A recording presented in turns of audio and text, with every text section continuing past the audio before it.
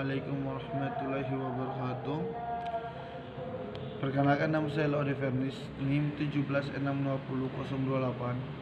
Di sini saya akan mereview kembali penjelasan tentang manajemen proyek informasi teknologi. Manajemen proyek adalah aplikasi pengetahuan, keahlian, alat bantu dan teknik untuk mengelola aktivitas proyek dalam menghadapi kebutuhan dasar dan memprediksi berbagai hal yang berkaitan dengan proyek. Atau dengan kata lain, manajemen proyek adalah proses melingkupi, merencanakan, menyediakan staf, mengorganisasi, mengarahkan dan mengontrol perkembangan sistem yang dapat diterima dengan biaya minimal dan dalam jangka waktu tertentu. Kategori personel pembangunan PL melibatkan banyak personel dan dikategorikan dalam 5 kategori. Yang pertama, kategori senior. Kategori senior yang menentukan usaha yang dikerjakan dan memegang keputusan dalam proyek. Yang kedua, manajer proyek atau teknisi, pemimpin tim yang membuat rencana, memotivasi, mengatur, dan mengendalikan praktisi yang mengerjakan PL. Yang ketiga, praktisi yang mengerjakan PL. Keempat, klien yang menentukan kebutuhan PL dan pihak lain yang berkaitan dan hasil produk. Pengguna PL yang berinteraksi langsung dengan PL yang dibangun. Pemimpin tim PL di sini adalah manajer proyek. Seorang pemimpin tim diharuskan mempunyai keterampilan memimpin yang cukup.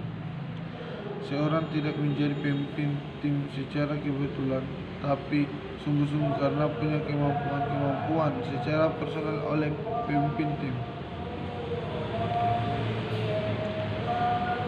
Dan kemampuan yang harus dimiliki pemimpin tim: pertama, mampu memotivasi; kedua, mampu berorganisasi; ketiga, mampu mendorong keluarnya ide-ide baru; keempat, mencari penyelesaian masalah atau problem solving; yang kelima, mampu menjadi manajer; yang keenam, mampu menghargai kerja; yang ketujuh, mampu mengenali tim.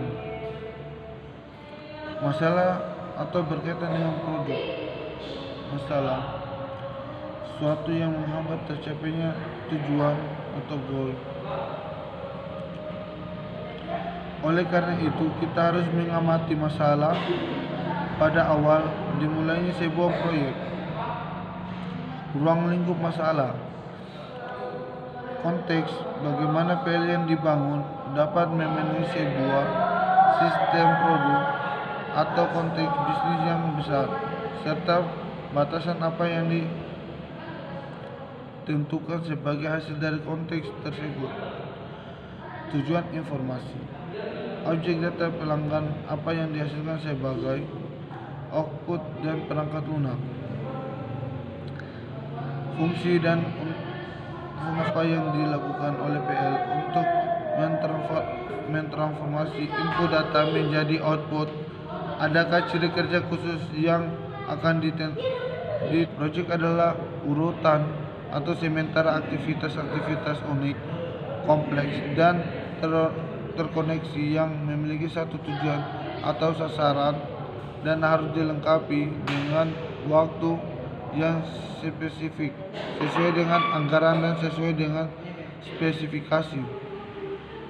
Manajemen proses adalah aktivitas mendokumentasi, mengelola, dan secara terus-menerus memperbaiki proses pembangunan sistem. Keberhasilan atau kegagalan proyek meliputi dua hal. Pertama, keterbatasan lingkup proyek atau project constraints. Sesuatu yang secara potensial membatasi proses-proses dalam proyek yang meliputi 3 hal. Pertama, waktu yang dibutuhkan dalam menyelesaikan proyek. Ada beberapa event yang memaksa dalam timeline proyek, yaitu opportunity atau kesempatan, batasan, dan kompetensi. Kedua, cons atau semua biaya yang dibutuhkan dalam proyek.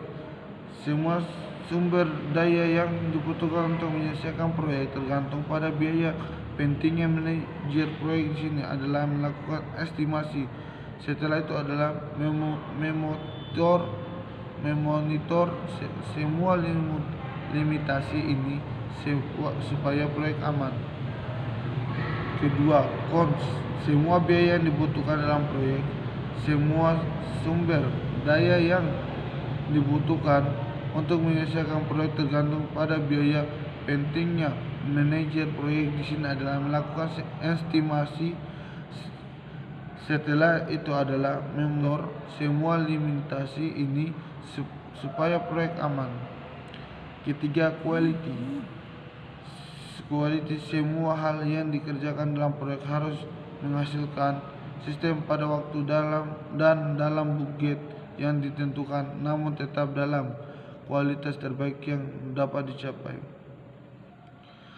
2. Fase proyek. Pertama, persiapan initiality, mengenali kebutuhan yang berhubungan dengan proyek untuk menangani masalah-masalah. 2. Perencana planning, ketika mendefinisikan rencana yang akan digunakan untuk menyelesaikan tujuan akhir, requirement engagement. 3. Pelaksanaan executing, mengkoordinasi staf dan sumber daya penting lainnya yang seperti yang sudah ditetapkan dalam perencanaan. Keempat, pengawasan atau controlling, monitoring secara konstan terhadap overall progress dalam proyek dan menjaga integritas tujuannya. Kelima, sosialisasi, formalisasi penerimaan kesuksesan suatu proyek dan strategi.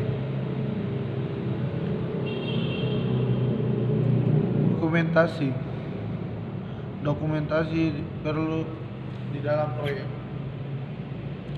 Pertama, dokumen konsep proyek, ikhtisar dari apa yang diucapkan klien pada meeting pendahuluan. Kedua, dokumen kebutuhan proyek, hasil dari analisa kebutuhan. Ketiga, dokumen persetujuan, dokumen yang berisi pengesahan manajemen dari klien bahwa proyek diizinkan.